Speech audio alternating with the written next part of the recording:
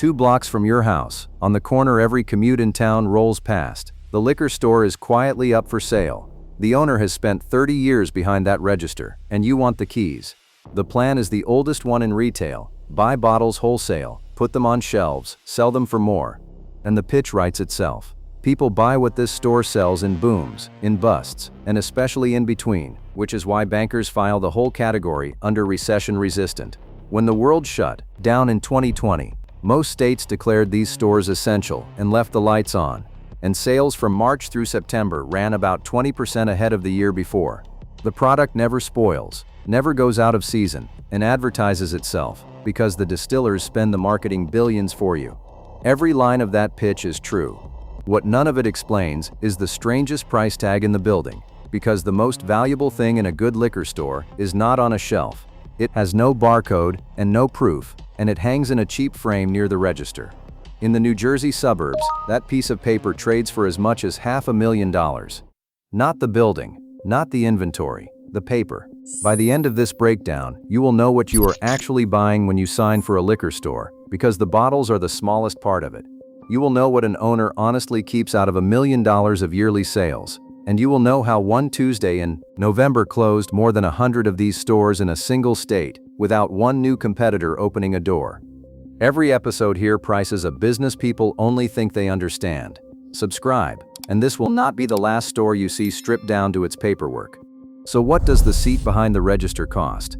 Buying an existing store is the standard way in, and the marketplaces that track thousands of these deals, Biz Buy Sell among them, put the going rate at roughly 20 to 35% of a store's yearly sales. A store ringing up $1 million a year lists somewhere around $200,000 to $350,000, and lenders check that against earnings, capping most deals near 2.5 to 3 times what the owner truly clears. Then comes the inventory, purchased separately and at cost. A standard store carries $40,000 to $70,000 in stock. A big one can hold $250,000, and in much of the country every case of it gets paid for in cash on delivery, because the law bars wholesalers from floating real credit to retailers. The shelves do not come with the store. Everything on them is a second purchase. And then, the paper. In Wisconsin, by one national licensing guide's tally, the local fee for retail permission can run as low as $10. In the quota states it is another universe. A single store license in one New Jersey county was recently offered at $450,000, several times the value of all the inventory it would ever permit you to stock. The doors are not even open yet, and the paper already outweighs the product. Now the cost the listing sheet skips. The first is your supplier, whom you do not get to choose. After Prohibition, America rebuilt alcohol as a 3-story building. Producers on the top floor, licensed wholesalers in the middle, retailers on the ground, and the law requires every bottle to ride the elevator through the middle floor. At the middle floor's price sheet. No direct deals, no import runs, no negotiating around them. Snowduretas that every sale you make is a licensed act. One tired clerk, one convincing fake ID, one bad Friday night, and the same state that made your license precious can suspend it. A suspended license earns nothing, while the rent and the lawyers keep billing as if the doors were open. The third is written on the front of the building. The bars on the windows are not decoration. This is a cash-heavy store, full of small, valuable, drinkable merchandise, and the insurance market prices it accordingly. And the biggest cost of all appears on no invoice anywhere. It is seasonal. It arrives roughly every other autumn, and this story gets there soon enough. The state wrote the rules, set the path of every bottle, and kept the right to change its mind. So where is the money? Forget bottles for a minute and drive to the coast. 2 identical boats sit at the same dock, rigged for the same catch, and the fish in the bay belong to nobody. But the state froze the number of fishing permits decades ago. So the boat with a permit is a business, and the boat without one is a lawn ornament. Nobody on that dock is truly in the fish business. The fish are a commodity with a posted price. The permit is the asset, and the boat is just the machine that harvests what the permission allows. Now drive back to the corner store, because you have already seen it. Run one customer through the register. Shia picks a $25 bottle of bourbon, and about 18 of those dollars already belong to the wholesaler who delivered it, because spirits at retail carry gross margins in the mid-20s to low 30s%. The $6 or $7 left over is gross profit, not take home. The rent, the clerk, the coolers, the card fees, and the alarm contract all eat from that plate before you do. Blend the whole store together, beer, wine, and spirits, and the trade's own guides put gross margins at 20 to 30%. The net that survives everything, by published benchmarks, runs 5 to 15% of sales, and the honest low end is thinner still. On $1 million of revenue, that is $50,000 to $150,000 for the owner, the risk, and most of the daylight hours of the week.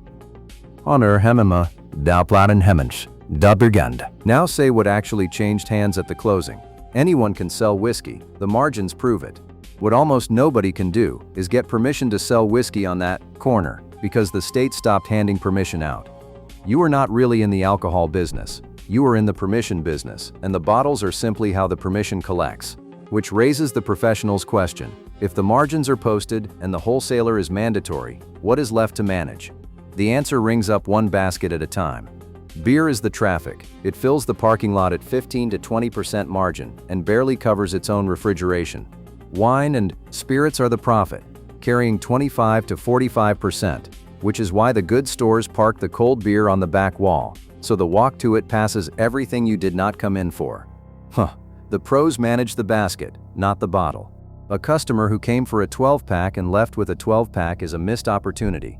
The one who added a $30 Cabernet just tripled the profit on her visit. Store by store, aisle by aisle, that mix is most of the difference between a store that feeds a family and one that eats it. And under the register sits the second lever, the quiet one. In a quota state, the license appreciates on its own. The population grows, the quota holds, and no new permission gets printed. 17 states never sold the retail permission at all and run the liquor counters themselves, which tells you exactly where the value in this trade was always understood to sit. The engine in one line. Beer buys the traffic, wine and spirits sell the margin, and the license compounds quietly in its frame. So why do these stores still fail? Count what drains out of a year. Labor first, because the store is open 7 days and most nights, and every hour you do not staff, you work. Rent second, because a corner good enough to matter is a corner somebody else also wants. Then the standing tolls, card fees clipping a business built on small tickets, insurance priced for the bars on the windows, and a wall of glass door coolers that never stops drinking, electricity. And then shrinkage. Retail's polite word for disappearance. The National Retail Federation puts shrink around 1.6% of sales, and guides for this trade run it toward 2 to 4 for stores with loose controls, between shoplifting, breakage, and employee hands. Set those numbers against a net of 5 to 15, and the arithmetic turns loud. A sloppy inventory count here is not a nuisance, it is the year's profit walking out in coat pockets. Nobody steals the license. Everybody steals the bottles. Now for the Tuesday in November. In the fall of 2022, Colorado's voters passed Proposition 125, and starting the following March, every grocery store that already sold beer could sell wine too. No robbery, no recession, no rival opening across the street, just fresh ink in the rulebook. The head of Colorado's Independent Liquor Store Association has since counted at least 100 member stores closed, possibly 150, with owners reporting wine sales down 20 to 35%. Their shelves were untouched, their leases intact, their licenses still perfectly valid. The only thing the vote changed was what the license was worth, and that was the only thing that was ever worth much. Washington went further a decade earlier. Its voters shut down the state's own retail monopoly in 2011. The state stores closed the following June, and the old locations were auctioned to private operators who believed they were buying proven businesses. By the spring of 2014, a third of those stores had already closed, squeezed by warehouse clubs and supermarkets that could suddenly sell the same product at volume. And if you want the plainest confession that the paper is the whole asset, listen to the industry itself. New Jersey's licenses have been priced as high as $1 million on the private market, and when the state moved to push roughly 1,400 idle ones back into circulation, its own restaurant and hospitality association objected, warning that new licenses would devalue the ones already owned. Notice what nobody claimed, that the whiskey would be worth less. The fight was never about alcohol. It was about scarcity, on the record, in the industry's own voice. Colorado, for what it is worth, slammed the brakes in 2025 and halted new grocery liquor licenses by law. But for the 100 stores already gone, the correction arrived the way corrections usually do, after the auction. Competitors have to beat you. Voters only have to outnumber you. One more chart, and it moves slower than any ballot. The country is drinking less. Gallup has asked Americans about alcohol for close to 90 years, and in 2025 the share of adults who drink at all fell to 54%, the lowest reading in the poll's history. Among adults under 35, it is roughly half.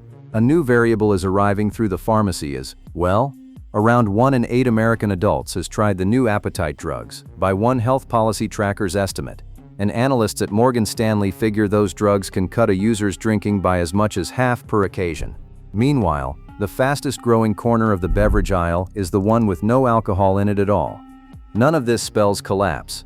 A store holding the only license for miles will sell whatever the neighborhood drinks next, and this trade has outlived every prediction of its death since the 1800s. What it spells is erosion.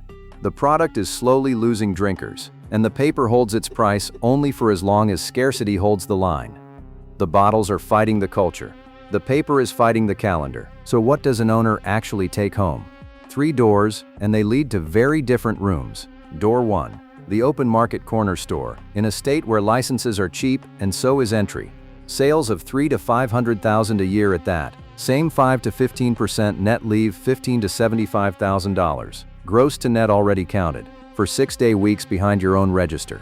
It is a wage wearing a business's clothes, and the exit is whatever the next buyer pays for the shelves. Door 2. The volume store. $1 million or several million in sales. Staff on the payroll. The basket managed like a portfolio. The net percentage holds but the base grows, call it $50,000 to $150,000 on the first million and climbing with scale before the loan payment takes its bite. Door 3. The quota market play. The only door where this business builds wealth on its own. You overpay to get in, run the store hard for its salary, and hold the license while the town grows around it, because the license is the one asset in the building that appreciates without being restocked. The register covers the years, the license covers the ending. And who actually got rich selling liquor? In 1991, 2 brothers named David and Robert Trone opened a store called Liquor World in Claymont, Delaware. Today their company, Total Wine & More, runs roughly 250 stores, takes in more than $6 billion a year, and has built a family fortune estimated around $2.4 billion. Their margins answer to the same wholesalers yours would. What they mastered was the paperwork, 50 states, 50 rulebooks, license by license, market by market, at a scale where buying power finally bends the math. The margins stayed on the shelf, the fortune was in the footprint. So lock the register and stand in the doorway a minute. The pitch on the way in was bottles, recession-proof, essential, self-advertising, all of it true and all of it beside the point. The real inventory was one sheet of paper, worth more than everything else in the building because the government stopped printing permission, and worth exactly that until a Tuesday in November says otherwise. Own the store for the wage, own the license for the exit, or decide that a moat made of law is not the moat for you. That call belongs to whoever's name goes on the frame. Which business deserves this treatment next? Call your shot in the comments, then subscribe, and be standing at the next counter when it opens.